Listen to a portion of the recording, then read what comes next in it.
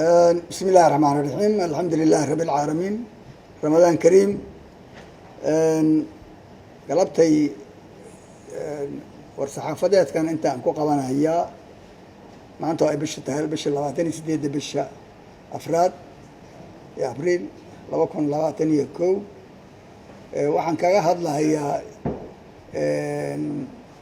isbedeladii ama dhaqdhaqaaqyadii maalmahan ka socday magaalada Muqdisho marka ugu horeysa waxaan rabaa inaan galabta halkan boogaadiyo una hambaliyeeyo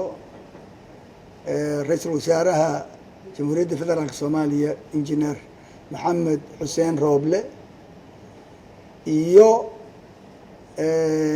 madaxweynayaasha galmudug iyo hirshabeelle mudane axmed qoorqoor iyo mudane cali guudlaawe war murtiyeedyadii shalay ay ka soo saareen magaalada muqdisho ee ku wajahnayd sidii Soomaaliya ay uga bixi lahayd cakirnaanta iyo muxuu ahaa qalalaasaha siyaasadeed ay uga bixi lahayd waxaan leeyahay hambaliyo waxay qaadeen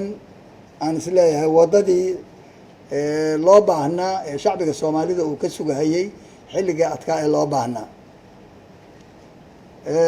hambaliyadaas iyo bogaadintaas aan rabaa inaan iraahdo halkan ka iraahdo qodobka kaloo aan rabo inaan ka hadlaa waxay tahay haddee xalay ra'iisul wasaaruhu injineer maxamed xuseen rooble waa tii maalmahan uu ka hadlay shaqaaqooyinkii ka jiray magaalada muqdisho iyo barakicii iyo qaxii ka dhacay iska horimaadkii ciidamada dawladda iyo kooxaha kale oo ka soo horjeeday arrintaas waxa weeye go-aankii laga gaaray wuxuu ahaa in dhammaan ciidamadu ay ku laabtaan goobahoodii ay ku laabtaan dalkana ay u adeegaan bulshada Soomaaliyeed si nabada iyadoo la ogsoon yahay dhibaatadii halkan ka dhacday iyo qalalaasihii meeshan labadii maalmood ka dhacay dadka Soomaaliyeed wixii ay u geysato ahayd ama danyarta Soomaaliyeed shacbiga Soomaaliyeed gaar ahaan kuwa Muqdisho jooga barakicii iyo muxuu ahaa dhimashadii iyo muxuu ahaa burburkii hantiyeed iyo dhaawac ku soo gaaray waa la wada ogsoonaa arrintaas marka waxay salka ku haysay ciidamadu in ay ku ekaadaan ku laabtaan xeryahoodii ka laabtaan goobihii la isku dhaco ka yimid ay ku ekaadaan xeryahooda inay ku ekaadaan bay ahayd awaamirta ciidamada la siiyey waxaan adkeynayaa arrintaas anigoo xiganaya waxaan adkeynayaa arrintaas ayadaahi in shacbiga Soomaaliyeed loo turo inaan mar kale la gelin qax iyo barakac inaan la gelin iyadoo aanu ka digayno in dhaqdhaqaaqyo cusub oo hadda muuqda inay jiraan oo aan isleenahay dhaqdhaqaaqyo ciidan oo hadda kadimihi ee magaaladan Muqdisho dhexdeeda iyo dibaddeedaba ka imaanaya inaysan ahayn wax taageeraya nabadii xasiloonidii iyo baaqiyadii ay madaxda dhan soo jeediyeen arrintaasi xalay runtii ay soo jeediyeen madaxdaasi ra'iisul wasaaraha iyo labada madaxweyne waxaa taageeray madaxweynaha jamhuuriyadda taageeray mudane maxamed cabdullaahi farmaajo wuu taageeray marka ma aragno sabab cid kale ay hadda ciidan loo abaabulana uma jeedno. waxaan arkaynaa marka inaan weli madaxdii mar haddii intaasoo dhani ay isku waafaqeen, waxaan ka digaynaa arrintaas iyadaa in laga digtoonaado, ciidamaduna ay ku ekaadaan madaxdoodii iyo awaamirta ay siisay inay ku ekaadaan, oo aan lagu laaban wixii aan isla ogeyn oo foosha xumaa ee magaaladan muqdisho dhexdeeda ku dhacay shacbiga Soomaaliyeed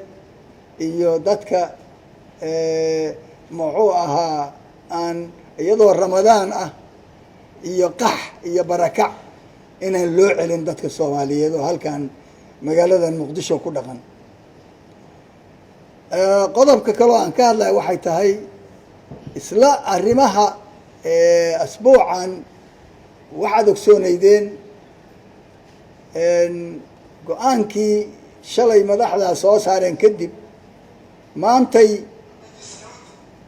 waxaa la soo saaray oo aan maqlaynaa in baarlamaankii golaha shacabka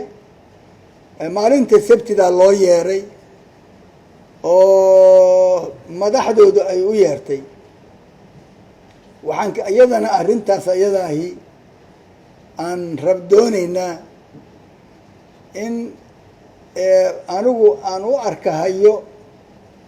arrin inay tahay shaki laga qabi kara inay tahay, inay arrintaas baarlamaanku haddii ujeeddadu tahay in go-aamadii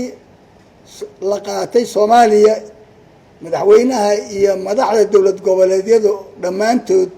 iyo gobolka Banaadir go-aankii la wada qaatay ee ahaa in dadka Soomaaliyeed aado doorasho loo dhan yahay laguna laabto doorashadii hore maaragtay hakadka ku yimid in lagu laabto, hadday tahay wax carqaladaynaya. waxaan uga digayaa madaxda iyo walaalahayga xildhibaanadaaba inaysan arrintaa ku dhaqaaqin. haddii arrintaas ay timaadana hadda konsegosiga ay leedahay iyo dhibaatada ka timaada iyagaa qaadaya. arrintii hadda ka hor ay qaadeen 12 bishi ee ahayd kordhinta 2 sano kordhinteedana weeye waxa maanta dadna u dhintay, dadna u dhaawacan yahay, dadna u barakaceen, dadna ay uga maqan yihiin ilaa hadda guryahoodii. hadda arrintaas marka inaysan ku celin walaalahay guddoonka iyo golaha shacabka iyo golaha shacabkuba inaysan arrintaa ku celin. yacni haddii lagu celiyo oo arrintaasi waxyeelaynaya go-aamadii madaxda dalku wada qaadata oo dhan hadday timaado, haddii waxa weeye mas-uuliyaddeeda ciddii waxaas ka shaqaysay baa qaadanaysa. shacbiga Soomaaliyeed iyo dadka Soomaaliyeedna maaragtay ayagay jawaabtooda ayagaa siin doona. haddii aada iyo aada u mahadsan tihiin. saddexdaa qodob bay ahayd maaragtay kala duwan inaa idin idhaahdo afur wanaagsan. waa mahadsantihiin. asalaamu calaykum waraxmat ullahi wabarakaatu. waxaa soo kordhiyay shirkankeeda inama soo dedejiyo dareenka golaha shacabka ka qabtay xilli dalka isbedel dhacay oo aana soo baxeen madaxweynuhu soo dhaweedo. maxaa tumaysaan siyaasiyiintiina mar haddii nala ka qaniinay go-aankii hore shacbiga Soomaaliya laga qaniinay qaniya uga timi oo dhibaatada hadda aada ogeydeen ay ka dhalatay go-aankii hore, hadda walaalaheen waa u nasteexaynaynaa inaysan mar kale ku laaban. jidkaas waa jid xiran wey, wadda tii ay noqotay. waxaa weeyaan su-aasha kuweydiina waxay tahay maadaama aad ugu tiriya laguna xaqliyo dhinaca Rooble oo ra-iisul wasaaraha Soomaaliya warar soo baxayana ay leeyihiin sabtiga baqdin waxaa jirta in prime minister Rooble qudhiisa in miiska la soo saaro. arrimahaas ayaa la leeyahay gulgulka qaybay ka tahay, marka taasoo qayb ka tahay waxyaabaha ka waa mahadsan tahay. anigu injineer Rooble weydiiya arrintaas, anigu maahay ra-iisul wasaarihii maahay, anigu waa mahadsan tahay.